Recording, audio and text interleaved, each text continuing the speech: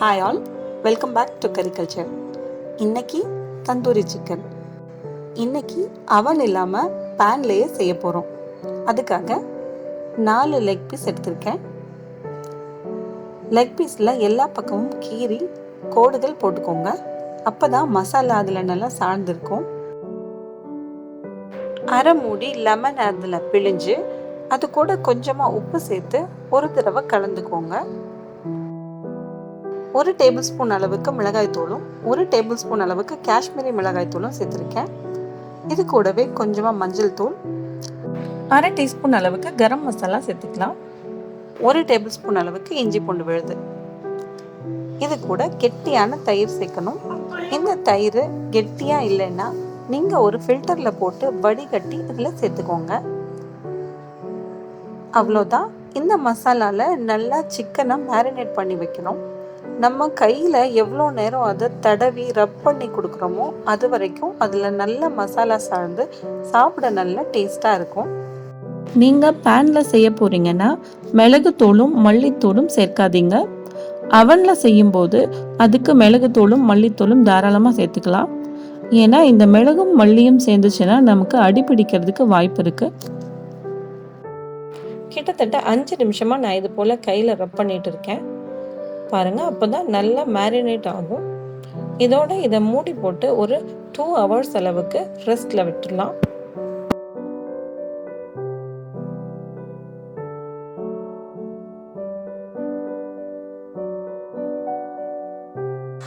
நல்லா ஹெவியான பேன் இருந்ததுன்னா எடுத்துக்கோங்க.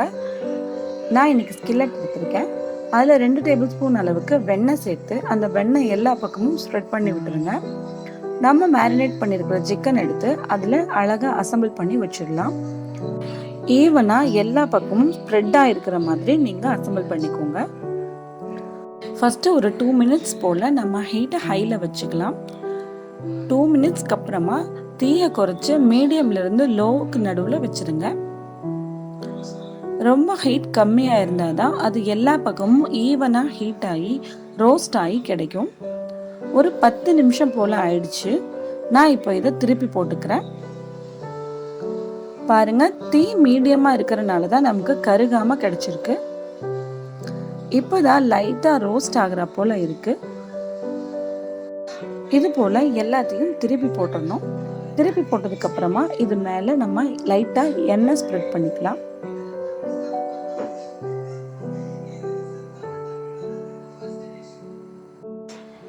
எல்லா சிக்கன் மேலேயும் நம்ம ஆயில் ஸ்ப்ரெட் பண்ணதுக்கப்புறமா இதை இன்னும் ஒரு 10 மினிட்ஸ் இந்த பக்கம் ரோஸ்ட் ஆகுற மாதிரி வச்சுடுங்க.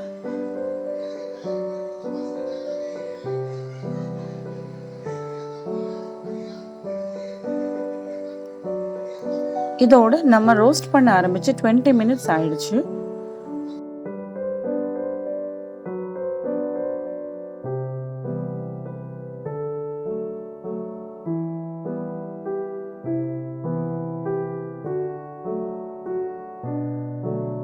இது போல் இந்த லெக் பீஸோட 4 சைட்ஸும் ரோஸ்ட் ஆகிற மாதிரி திருப்பி விட்டு ரோஸ்ட் பண்ணி எடுத்துக்கோங்க.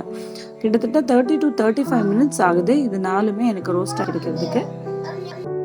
அப்பப்போ அது மேலே எண்ணெய் ஸ்ப்ரெட் பண்ணி விட்டு ரோஸ்ட் பண்ணி எடுத்துக்கோங்க.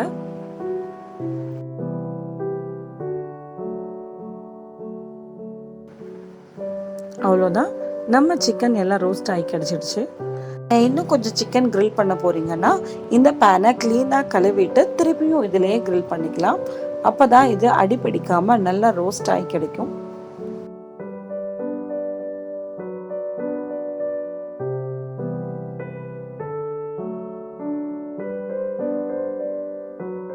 இது போல் கண்டிப்பாக நீங்களும் ஒரு தடவை ட்ரை பண்ணி பாருங்கள். என்னோட இந்த வீடியோ உங்கள் எல்லாருக்கும் பிடிச்சிருக்கும்னு நம்புகிறேன். பிடிச்சிருந்தா ப்ளீஸ் லைக் பண்ணுங்கள். என்னோட சேனலுக்கு சப்ஸ்கிரைப் பண்ணாதவங்க சப்ஸ்கிரைப் பண்ணிக்கோங்க. தேங்க்யூ ஃபார் வாட்சிங் மை வீடியோ. நெக்ஸ்ட் வீடியோவில் பார்க்கலாம். Take care. பாய்.